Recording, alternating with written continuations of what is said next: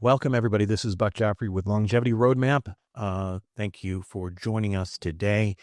We are going to talk today about something that's a little esoteric, I think, which is the role of vitamin A, or its active form is retinoic acid, in the aging of the brain. This is a really interesting conversation with Dr. Peter McCaffery, who's in Aberdeen, Scotland. He's one of the leading researchers in this space in the world. And again, I think the idea behind this podcast is not that vitamin A is some sort of panacea for brain health or anything like that. But if you're interested in the concepts of, brain development, the idea that that senescence is part of the problem with aging, and specifically with Alzheimer's disease and other neurodegenerative diseases, I think you'll find this show very interesting.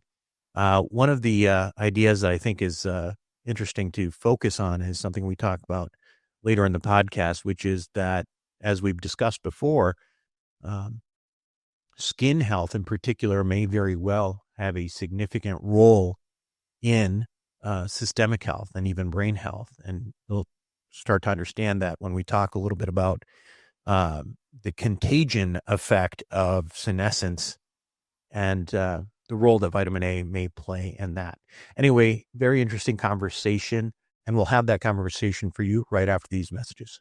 Hey longevity enthusiasts, it's time to take it to the next level. I've been fine-tuning my longevity regimen for years, and I look better and feel better than I did a decade ago. In fact, my blood work is even better than it was back then.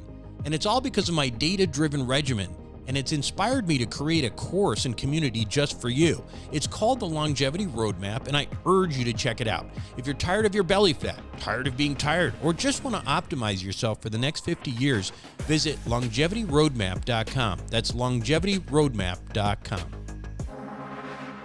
Welcome back to the show, everybody. Today, my guest on Longevity Roadmap is Professor Peter McCaffery. He's a neuroscientist at the University of Aberdeen and one of the world's leading authorities on vitamin A signaling in the brain. He earned his PhD in neuroscience from the University College London and has held academic posts in both the U.S. and the U.K. Over the past several decades, his research has reshaped our understanding of how retinoic acid, the active form of vitamin A, influences brain development, plasticity, and aging. Thank you so much for being with us. My pleasure. Well, Dr. McCaffery, why don't we start with this? Vitamin A, usually thought of as a nutrient, but your work shows that it's a powerful signaling type molecule in the brain. Can you explain that, how it works? Sure. That action as a signaling molecule has been known for quite some time, certainly since the 1980s. So it's been known, I guess, since the 1930s that vitamin A was essential for the body. And I'm sure everyone knows that we get it from our food. So it comes into the body and gets converted in the body, or we actually take it in, as a form called retinol, as the alcohol form of vitamin A. And then it gets transported to any of the cells in the body that need vitamin A. And those cells convert retinol, the alcohol, to the aldehyde and then to the acid. And the acid is called retinoic acid. And that retinoic acid is, as you say, a signaling molecule.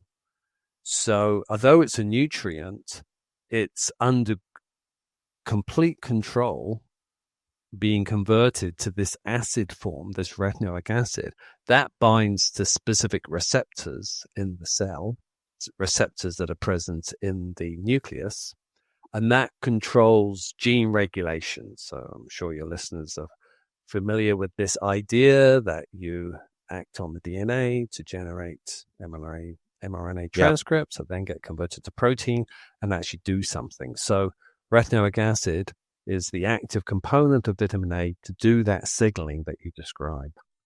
So your work, a lot of it does involved the idea that there are these receptors in the brain and that they may be important for brain health. Can you talk a little bit about that? Absolutely. So this has been discoveries just over the last 10, 15 or so years. As I said, vitamin A, the idea of the importance of vitamin A has been around for, 100 years or Yeah. more. So it's really only recently that this idea that vitamin A could be important in the brain, as I say, it's quite a recent consideration. And it's involved in something called plasticity. So it's been known for quite some time that vitamin A is necessary for embryonic development. Right. So the developing embryo is controlled by various pathways, and vitamin A is really important for that. And it's been known to be important for the development of the central nervous system. So that's the embryo. But there are some events that occur in the adult brain that are sort of like what goes on in the embryo. There are changes that go on. And those changes in the brain are what are necessary, for instance, for learning and memory. Now you're talking about neuroplasticity in that case? Oh, right. Right. So you're Right. well familiar with this idea. So this Well, idea I that used to be a neurosurgeon one time in my life. excellent. So the concept, so it actually makes good sense if you're having, if you have, if it's involved in embryonic development, that it would also have this ongoing effect on neuroplasticity. Correct. Exactly. You've hit the nail on the head. Now, along that lines too, the hippocampus is especially dependent on retinoic acid. And is that because that's where primarily the primary neuroplastic activity is occurring? That's a good question. It's certainly an area where neuroplasticity is important, but there's no doubt that neuroplasticity is also important in the cortex. For instance, in particular, the prefrontal cortex.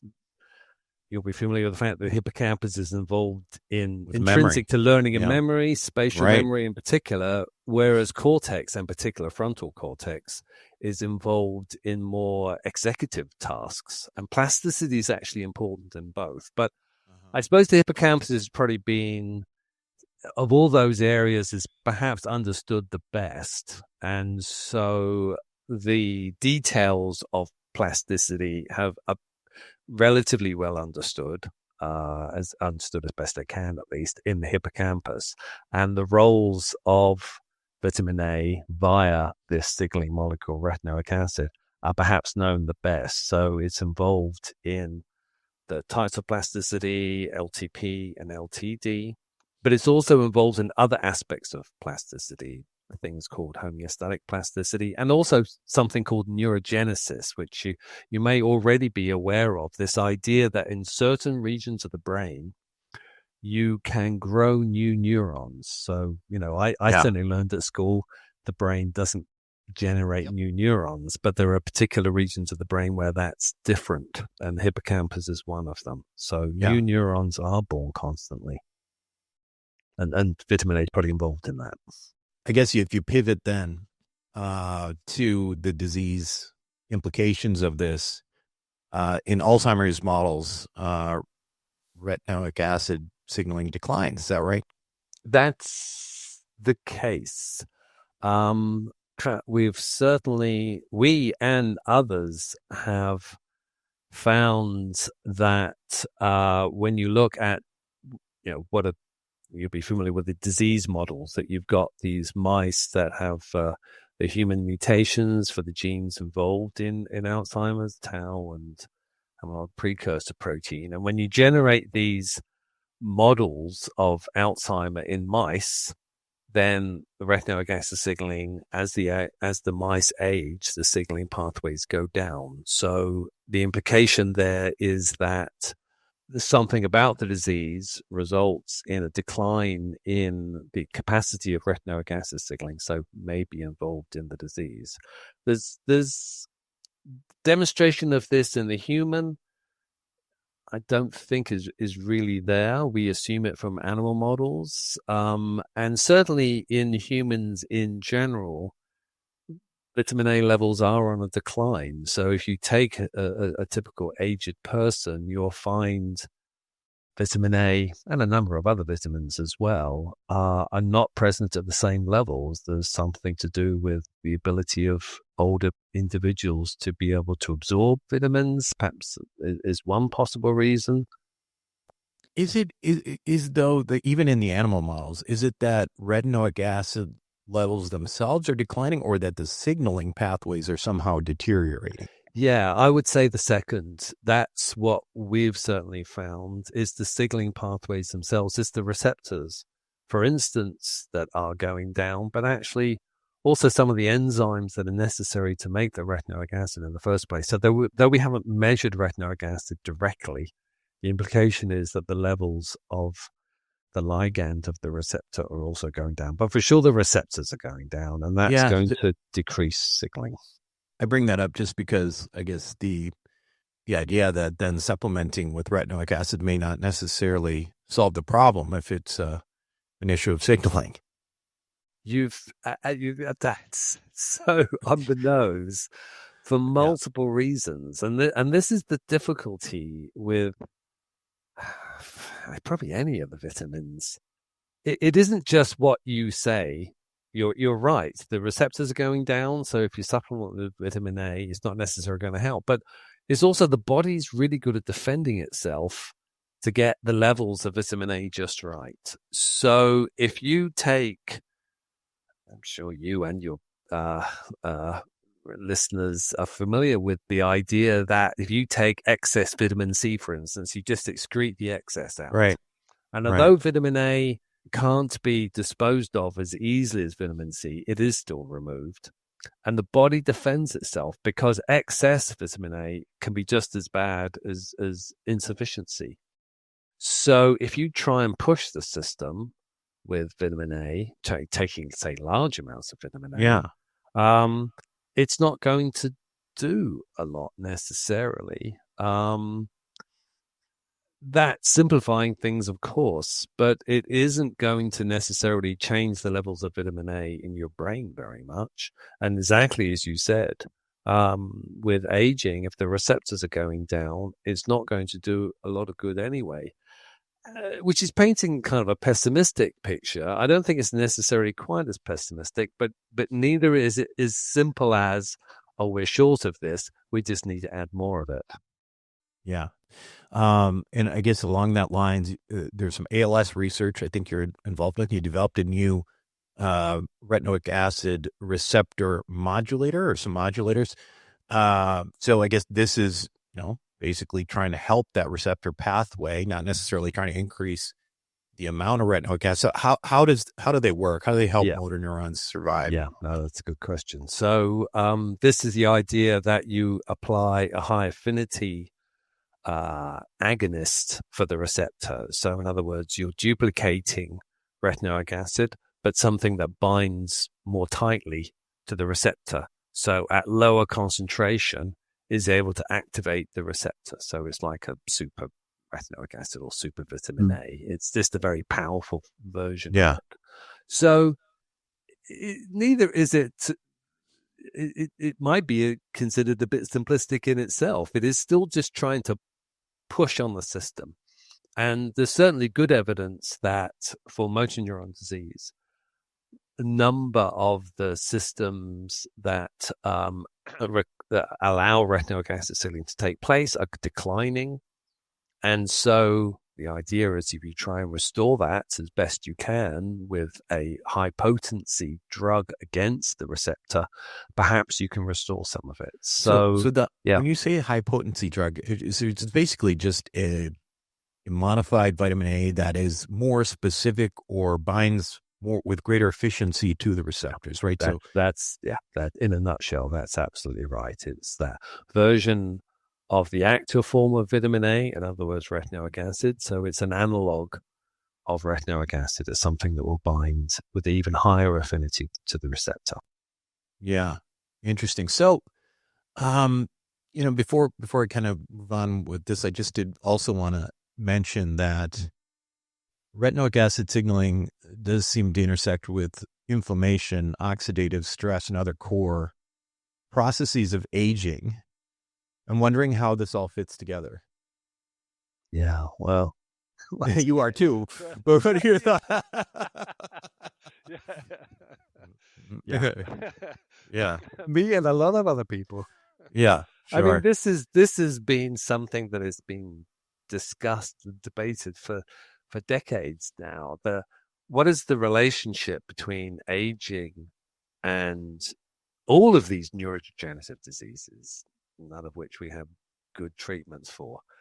And there is no doubt whatsoever that they're related, because the strongest factor that leads to neurodegenerative disease is age. Yeah. So it's certainly related to it, but at the same time, there are some very clear differences between neurodegenerative disease and aging, because for the normal aging brain, generally you don't lose neurons. The number of neurons stays approximately the same. As I say, a little bit simplistic, but generally you're not losing neurons. But if you see some extreme cases of Alzheimer's, when you see the brain, it's just shocking to see how much the brain has shrunk because of the death of neurons. So in that sense, these are different. These neurodegenerative diseases we've just been talking about are different from aging. So there's clearly points of intersection between these and points of differences between them. There's certainly, of course, we do so much with animal models because they can be manipulated to such a degree. And there's some very good work by a number of other groups over in France, that in Bordeaux, that have shown that we described earlier how with neurodegenerative disease, vitamin A signaling is going down, and with normal aging in animal models, vitamin A signaling is going down. Learning and memory ability in animal models is going down with age.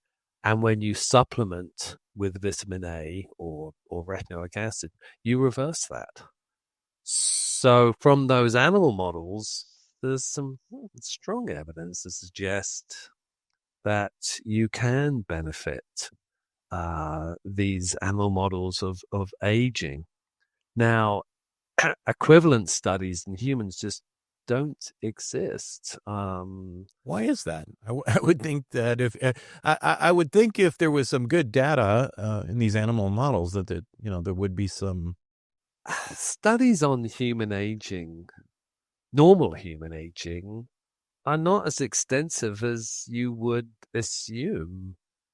I think particularly when for vitamins, there's not necessarily the same amount of money that would Yeah. be involved, and I think that inhibits. But yeah, you ask a very good question. Yeah. But Yeah. when you look at the literature, it's really very, very little is being done. And I'm not just talking about vitamin A here. It's talking about pretty much any Yeah. treatments Yeah. out there. I'm just curious. Maybe there's just not enough information out there, but there's certainly hereditary forms of Alzheimer's disease, that kind of thing. I wonder if you see any difference, I mean, even through animal models, in retinoic acid metabolism in those individuals. Yeah.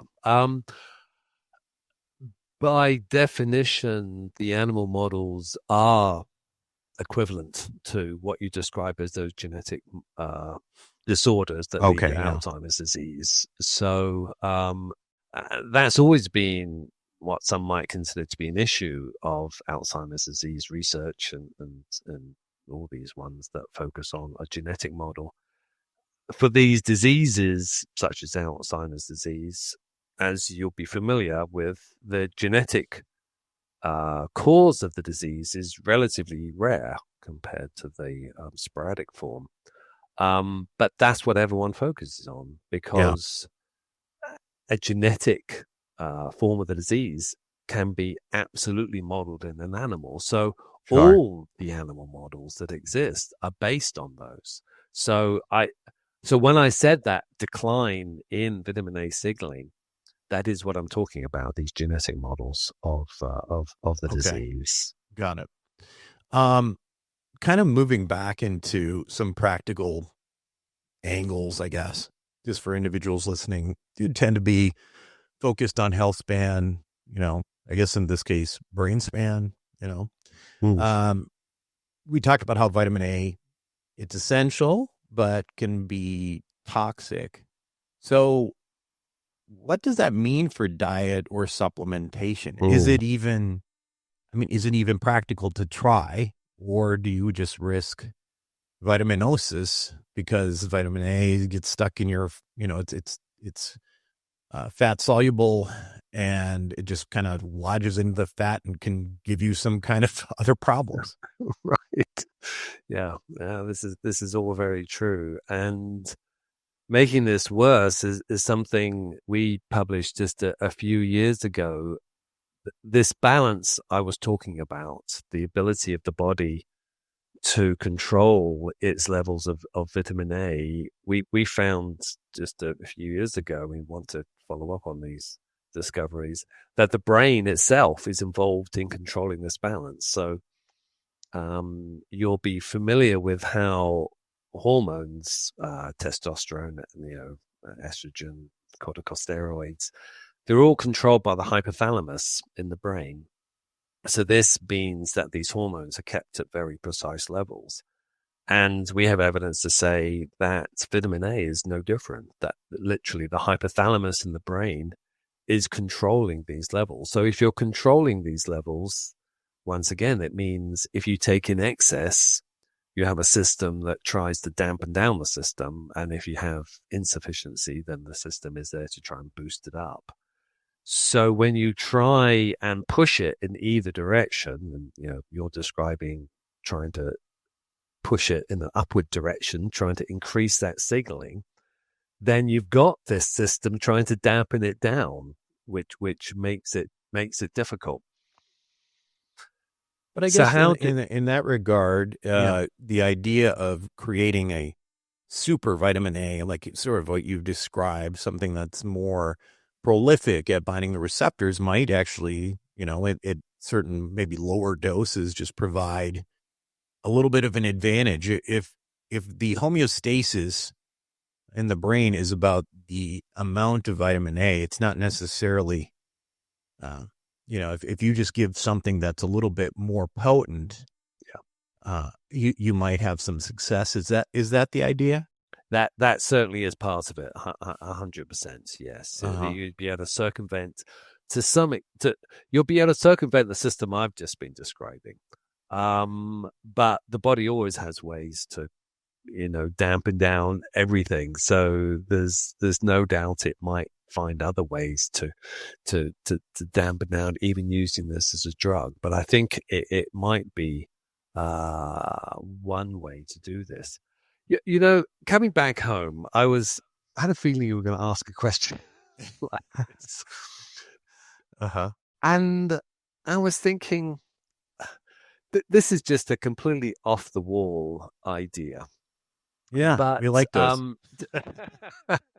But by chance, I've actually just in the last year, I've actually started to teach a course that includes aging. As it's sort of an introduction to aging. So I have been reading a bit about this. And one idea, and I don't know, perhaps you've discussed this one already, is to do with what's called, have you on your show, have you discussed the idea of senescence? Yeah. Yes. So you'll be familiar with this as one mechanism, probably a very important part of the aging process. I think it's one that can be understood, one of the better ones. And part of this process of aging, part of this process of senescence, I should say, involves the release by senescent cells of factors that then damage other cells. And this is pretty well accepted. So as part of the reading I was doing for this course, there's a person by the name of Cavadas. I don't know her personally. She's over in Portugal. So she came up with a very interesting idea. Whether it's true or not, I can't say, but a very interesting idea to do with the skin. So you'll be familiar with the fact that we don't think perhaps as much about the skin as we possibly should. It makes up about 15% of the body by body weight. Largest organ in the body. Sure. Exactly. And I suppose it's probably one of the most evident regions where we see changes with aging. Yeah, and retinoic acid is used there all over the place, right? Exactly. I'm coming around to that actually. Sorry. So this person Cavadas in Portugal, what she was proposing was that the skin isn't just a sign of aging, but actually might be in some part actually causing aging. So that as you get senescent cells in, as you say, the largest organ in the body, they're releasing these senescent causing factors. I mean, as the cells become senescent in the skin, they release factors that then cause damage in the rest of the body. If this were true, and I don't know how strong the evidence necessarily is, it's just a nice idea. Yeah. The skin could be a good target to try and slow aging throughout the body. So in other words, if you slowed aging in the skin, then perhaps you might have a way to slow aging in the rest of the body. And that's where what you said comes in, that the evidence is extremely strong that vitamin A and retinol does actually have positive effects on the skin in terms of slowing aging. The molecular evidence is extremely good. It restores collagen in the skin. It has actions on the vasculature in the skin. It improves that. It's acting on multiple factors. Oh, it's actually also acting on the stem cells in the skin in a positive way. So, although I was doubtful, I could see it is difficult. Perhaps there'll be ways in the future, but it's difficult to say change the vitamin A levels throughout the body. But it probably would be, you could raise vitamin A levels in the skin and possibly do it more safely as well. Because, if you're adding too much vitamin A to the skin, you see it immediately. You see skin will start to flake if you see that. So you can immediately stop if you're adding too much. So I was thinking, well, there's an interesting idea. If we're able to find funding. Yeah, I think it's very interesting concept. Actually, there's a company that I interviewed. The founder of it was called the company's OneSkin. I don't know if you've heard of that. No. But they have. I don't remember what's the compound, but it has been studied pretty well for eliminating senescent cells. They've turned it into a moisturizer they sell, but it's but her whole entire concept was is that skin health is actually systemic health, because again, the concept of senescence essentially being in some ways contagious to other organ systems, right? The idea that, you've got, whatever toxic cytokines or whatever that are being released into the system from the largest organ in the body makes a lot of sense. If you can reduce that you would reduce potential, I guess using the word contagious kind of makes sense in this regard, right? But it fits in with exactly that idea I was describing before. Exactly. So what was the compound then that they were proposing? I wish I could remember, but it's a OneSkin. I actually started using it myself. It is it's something that they were using. They used machine learning to figure out these compounds to isolate them, but it wasn't retinoic acid. No. Definitely wasn't retinoic acid. No. And probably in part, as to your point, retinoic acid is great, but it also, if you use it a little bit too much, you create some pretty significant side effects on the skin as well. So you absolutely do, but because it's on the obviously at the outer surface, you can actually see that damage being done. Whereas if you're taking it orally, then the damage that can happen, for instance, particularly in the liver, you're not immediately aware of. right. So I just looked up this active compound in OneSkin, and it is it's called the OS1 peptide. Yep. And it's basically they screened over 900 peptides for xenotherapeutic potential, and they found this one to be the most effective in that regard. So yeah, so it's just like a peptide formulation, but interesting concept definitely to apply to this. Yeah, it is. It is. I just to jump in. Yeah. One of the advantages with something like vitamin A and retinoic acid, it's quite a lipophilic compound. It's a small lipophilic compound, so it actually penetrates tissues quite well. And when you have things like proteins or even peptides, they don't penetrate tissues as well. I'm sure you can perhaps design the peptides, add certain compounds to them that aid that penetration, but you've got an advantage there with vitamin A and retinoic acid that it gets into tissues easier. Going back to the compounds that you've been developing, are these things that you that are commercially available? The sort of the better, these more super vitamin A compounds. Right. So are they? These, yeah. Mm-hmm. So these have been developed by Andy Whiting and his group, M. Kapoor as well at Durham, and Andy Whiting started this company Neurogenics. So at this point, they're not commercially available, but he's certainly distributing these to many different researchers to test them out, because he's, for various good reasons, very hopeful that they are going to be useful for neurodegenerative disease because of their sort of pro-survival, anti-apoptotic, anti-inflammatory actions. They do seem to act in multiple ways, and I suppose that's an advantage with this vitamin A retinoic acid signaling system.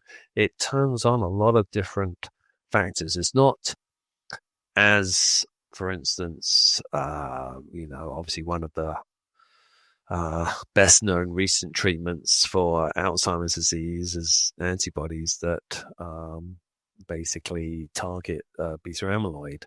So that's targeting one very specific cause of the disease, whereas retinoic acid is acting on multiple elements of the disease. So the hope there is that if you're acting on multiple different components, you're going to have a greater effect on the disease that clearly consists of multiple changes that are going on in neurons that lead to cell death. So, for instance, there's an anti-inflammatory action of retinoic acid. So inflammation is considered to be probably one of the several key components that lead to death of neurons in the disease. So if you can have something that's anti-inflammatory, is antioxidant, I think you mentioned earlier, this is a pathway that leads to death, that you have this oxidative stress, and retinoic acid and vitamin A also seem to have an action to reduce this oxidative stress. I'm just curious, are there diseases of poor vitamin A metabolism? Yes, there are not so many of them that are specific. So there's some genetic disorders. For instance, to give extreme examples, there's a genetic disorder that is a mutation in the protein that transports vitamin A or retinol into the cell. So when that becomes mutated, the effects on people is extremely severe. So it results in developmental abnormalities and can often lead to death in the first few years of Is it life. are some of the implication or some of the sequela severe brain related issues? Yeah, very much so. But they are developmental, I'd say, for the most part. So in other words, because you're interfering with the action of vitamin A on the developing embryo, this leads to all these birth defects. There are some other, for instance, you'll be familiar with the fact that one way you obtain vitamin A is through beta carotene. So that's obtaining it as a molecule that's sort of like two molecules of vitamin A sort of joined covalently together. And there's an enzyme, an oxygenase that breaks that. And so you can then generate vitamin A from that. But you absolutely have to have that enzyme to break the bond between those two. And there are people who have a weaker form of that enzyme. So they won't be able to use beta carotene as well. So for instance, everyone knows that carrots are a great source of vitamin A, but they're a source through beta carotene. So if you're not as good as being able to use beta carotene, you could be more likely to be susceptible to, not necessarily absolute vitamin A deficiency, but some level. I mean, vitamin A deficiency, of course, is common in the world. But we're talking about low-income countries. I mean, it's endemic in the world. There are millions of children who are vitamin A deficient. It's just that they're not people we come across. The people in faraway countries who are suffering from this. To what extent is vitamin A deficiency a problem in our worlds? To a much lesser extent, but it seems likely there will be people with these genetic mutations that mean they're not able to metabolize, for instance, beta carotene as well, or their diet isn't necessarily an ideal one. So although vitamin A is not like vitamin D, I think vitamin D deficiency is relatively common, especially in a place like Aberdeen where we don't get so much sun during the winter. Sure. So vitamin A is not like vitamin D, but I think there will be some people who will, through genetic causes, have some problems with vitamin A signaling. But there's just not enough understood about it to be able to screen for those people. Yeah. And even make the judgment how many it might involve. Sure. Well, as a takeaway, I guess, for our listeners, if there's one thing that you should take away about vitamin A signaling and longevity and any sort of words of wisdom, what would it be? Well, I would come back, I suppose, to this idea of the skin. And as I say, it's an idea that I really only recently, I was just thinking about just coming home tonight. That might be a way. Because although, of course, you can say, we should all be getting our vitamins and they're an essential part of the diet. Of course, that's all will always be true. But everyone knows this already, I suppose. And as I said earlier, it's hard to push on the system. If you had reasons to believe you were vitamin deficient, it's hard to push on the system. Now, for the very elderly, it might be true that you'd be vitamin A deficient because, as I say, the pathways involved in absorption of vitamin A and multiple other nutrients declines with age.